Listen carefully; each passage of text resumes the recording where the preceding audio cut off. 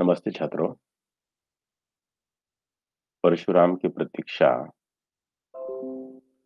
यह रामधारी सिंह दिनकर की कविता है। परशुराम की प्रतीक्षा यह उनका काव्य संग्रह है और इस संग्रह की यह प्रमुख कविता है।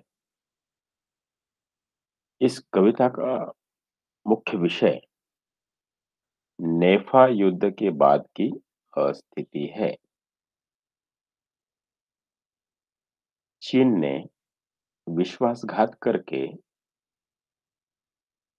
भारत की उत्तर पूर्वी सीमा पर सहसा आक्रमण कर दिया था। उससे पूर्व भारत के प्रधानमंत्री जवाहरलाल नेहरू विश्व शांति की स्थापना के प्रयासों में लगे थे। पंचशील का आदर्श सिद्धांत उन्होंने राष्ट्रों के समक्ष रखा था। इंडोनेशिया के बांडुंग नगर में पहला विश्व शांति सम्मेलन हुआ था। चीन के प्रधानमंत्री चौ यन लाय ने भी उसमें भाग लिया था। तभी भारत चीन मैत्री की आधारशिला रखी गई और हिंदी चीनी भाई भाई का नारा लगा। इस मैत्री का लाभ उठाकर चीन ने सहसा तिब्बत पर आक्रमण कर दिया। तिब्बत व भारत की सीमा का विभाजन मैकमोहन लाइन के द्वारा किया गया था। भारत पर अंग्रेजी राज्य के रहते तो चीन को तिब्बत पर आक्रमण करने का साहस नहीं नहीं हुआ, किंतु अंग्रेजों के जाते ही उसने तेवर बदल दिए। इधर हमारे नेतागण आदर्शवाद के संसार में विचरण करते हुए यथार्थ को सर्वथा भूल गए थे। उन्होंने गांधी का दर्शन सर्वथा नपुंसकों का दर्शन बना दिया था। विनोबा भावे जैसे लोग स्वतंत्र भारत में सेनाओं को तोड़ने और उनकी व्यर्थता पर जोर देने लगे थे। वे इस बात को भूल गए थे कि स्वतंत्र होते ही भारत को कश्मीर प्रश्न को लेकर पाकिस्तान से युद्ध करना पड़ गया था। सोचते थे कि हमारे अहिंसा व विश्व शांति के प्रचार से सारा विश्व शांतिवादी बन जाएगा। उन्होंने सैन्य संग्रह, शस्त्रास्त्र निर्माण आदि पर ध्यान देना सर्वथा छोड़ दिया था। यहाँ तक कि तिब्बत की सीमा पर चौकियां हटा दी। जो थी उन पर भी बहुत कम सैनिक थे। शस्त्रास्त्र भी उनके पास पर्याप्त नहीं थे। दूसरी कूटनीतिक भूल इन नेताओं ने यह की कि तिब्बत पर चीन के आक्रमण का विरोध नहीं किया। नेहरू ने तिब्बत के चीन का ही अंग होने की घोषणा कर दी। इस प्रकार चीन को प्रसन्न रखने का तो प्रयत्न किया गया, पर तिब्बत के शासक दलाई लामा को भारत में शरण देकर उसे रुष्ट भी कर दिया। चीन ने हृदय से मैकमोहन लाइन को सीमा रेखा कभी स्वीकार न किया था।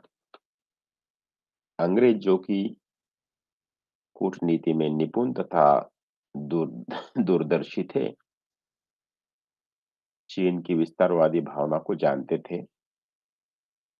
पर इन नेताओं ने राजनीतिक क्षेत्र में भी आदर्शवाद झोंक कर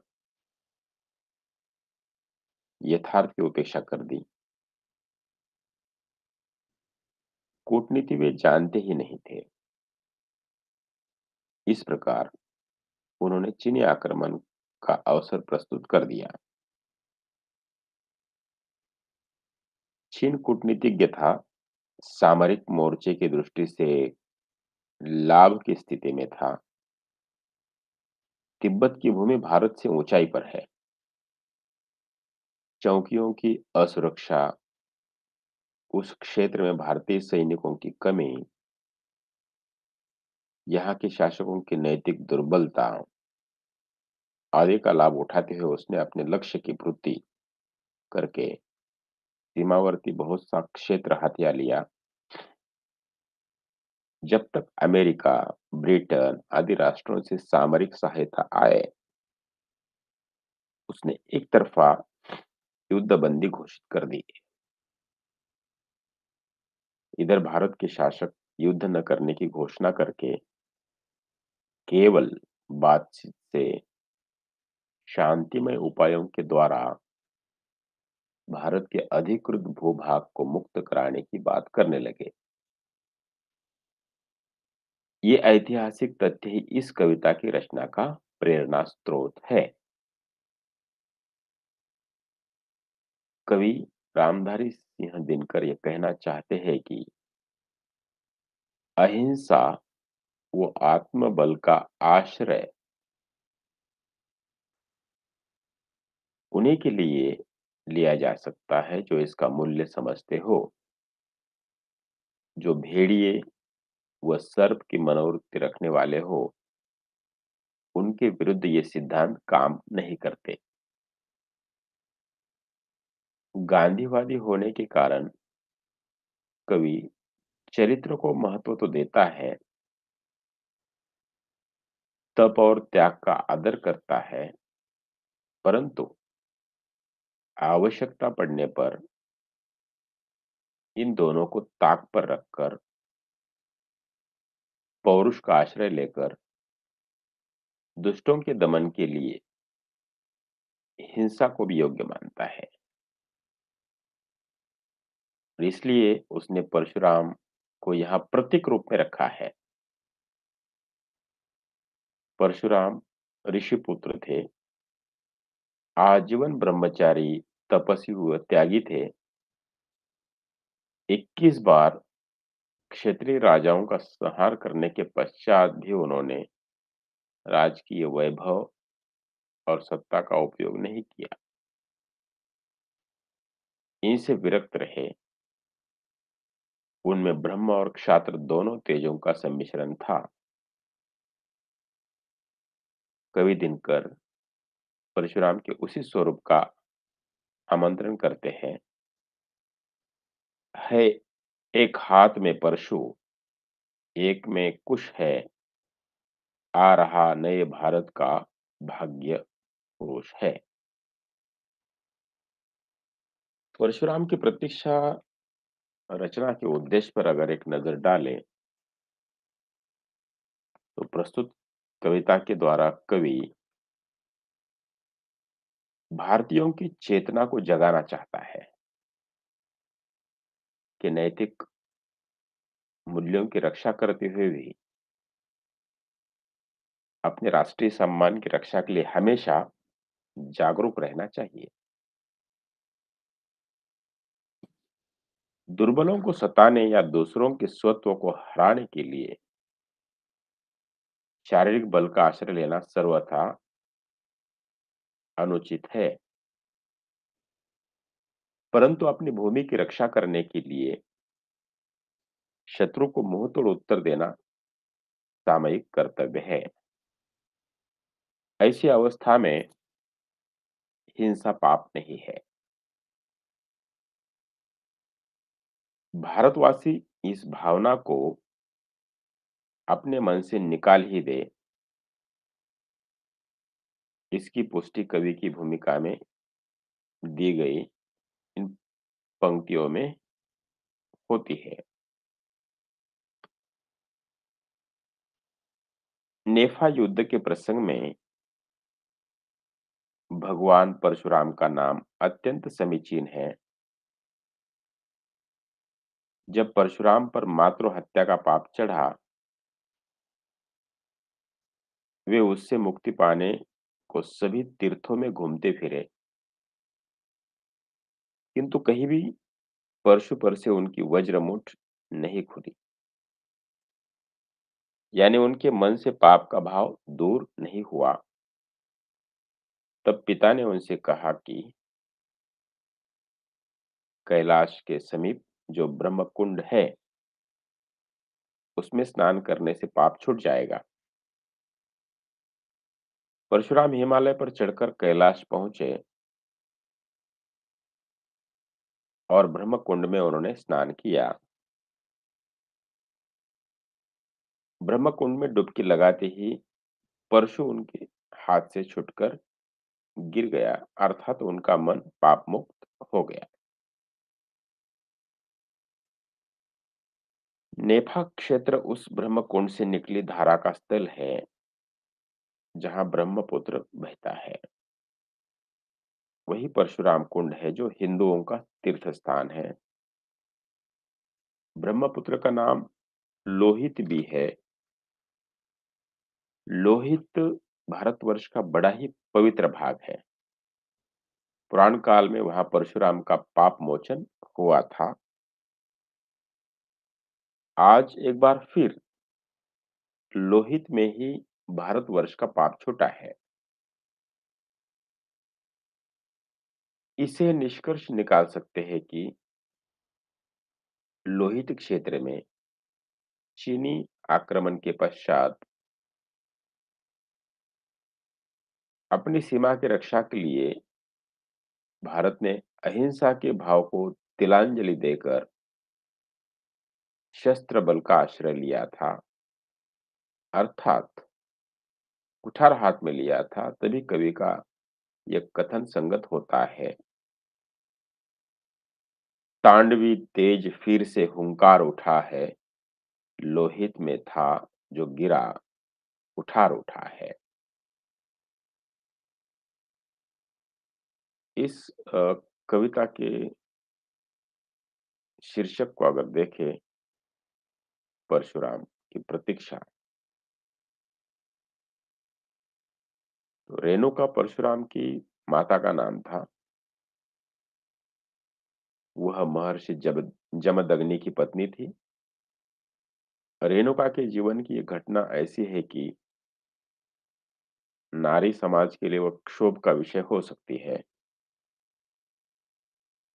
परशुराम के पाप का उसी घटना से संबंधी है। घटना इस प्रकार है। रेणुका नदी से पानी लेने गई। तब गंधर्वराज नदी में अपनी पत्नियों के साथ स्नान कर रहा था। उसे देखकर रेणुका का मन कुछ विचलित हो गया। वह गंधर्वराज को देखती रह गई। सचेत होने पर विलंब हुआ जानकर भयभीत हो वह जल और पुष्प लेकर आश्रम को शीघ्रता से लौटी। उसका ये मानस पाप मुनि की ध्यान दृष्टि से छिपा नहीं रहा।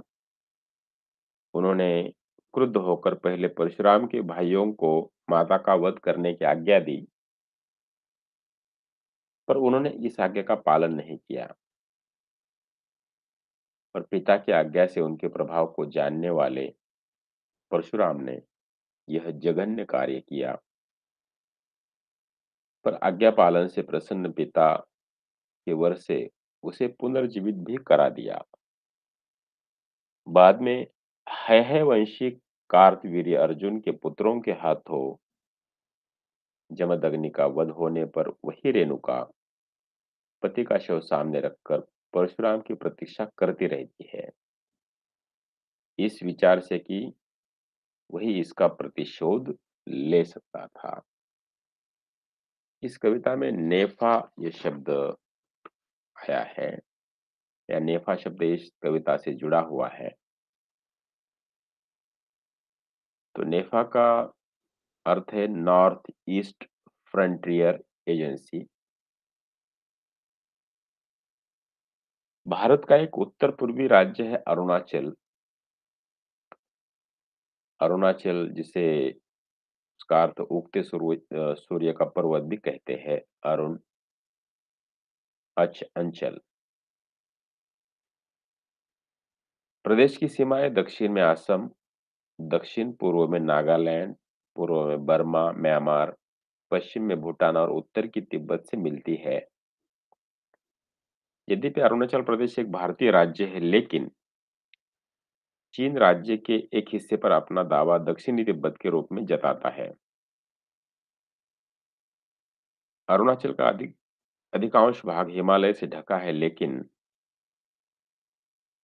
लोहित, चांगलांग और तिरप पतकाई पहाड़ियों में स्थित है। इस कविता में भारत चीन युद्ध का संदर्भ भी आया है। 1962 में ये युद्ध हुआ था और इसमें भारत की हार हुई थी। भारत चीन युद्ध जो भारत चीन सीमा विवाद के रूप में भी जाना जाता है, यह युद्ध सन 1962 में हुआ था और इसमें भारत की हार हुई थी। चीनी सेना ने 20 अक्टूबर 1962 को लद्दाख में और मैकमोहन रेखा के पार एक साथ हमले शुरू किए। चीनी सेना दोनों मोर्चे में भारतीय बलों पर उन्नत साबित हुई और पश्चिम क्षेत्र में चुशुल में रेजांगला एवं पूर्व में तवांग पर अवैध कब्जा कर लिया। चीन ने 20 नवंबर 1962 को युद्ध विराम की घोषणा कर दी। भारत चीन युद्ध कठोर परिस्थितियों में हुई लड़ाई के लिए उल्लेखनीय है। इस युद्ध में ज्यादातर लड़ाई 4250 मीटर अर्थात 14,000 फीट से अधिक ऊंचाई पर लड़ी गई। इस प्रकार की परिस्थिति ने दोनों देशों के लिए रसद और अन्य समस्याएं प्रस्तुत की। इस युद्ध में चीन और भारत दोनों पक्षों द्वारा नौसेना या वायुसेना का उपयोग नहीं किया गया था। चीन और भारत के बीच एक लंबी सीमा है जो नेपाल और भूटान के द्वारा 3 हिस्से में फैली हुई है। यह सीमा हिमालय पर्वतों से लगी हुई है जो बर्मा एवं पाकिस्तान तक फैली है। इस सीमा पर कई विवादित क्षेत्र हैं। इसके पूर्वी सीमा पर बर्मा और भूटान के बीच वर्तमान भारतीय राज्य अरुणाचल प्रदेश, पुराना इसका नाम है नेफा अर्थात नॉर्थ ईस्ट फ्रंटियर एजेंसी स्थित है।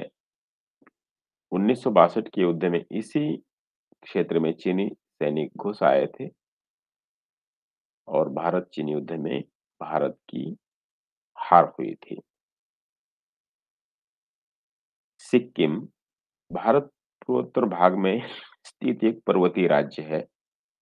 अंगूठे के आकार का ये राज्य पश्चिम में नेपाल, उत्तर तथा पूर्व में चीनी तिब्बत स्वायत्त क्षेत्र तथा दक्षिण पूर्व में भूटान से लगा हुआ है। 2017 में एक डोकलाम विवाद भी हुआ था।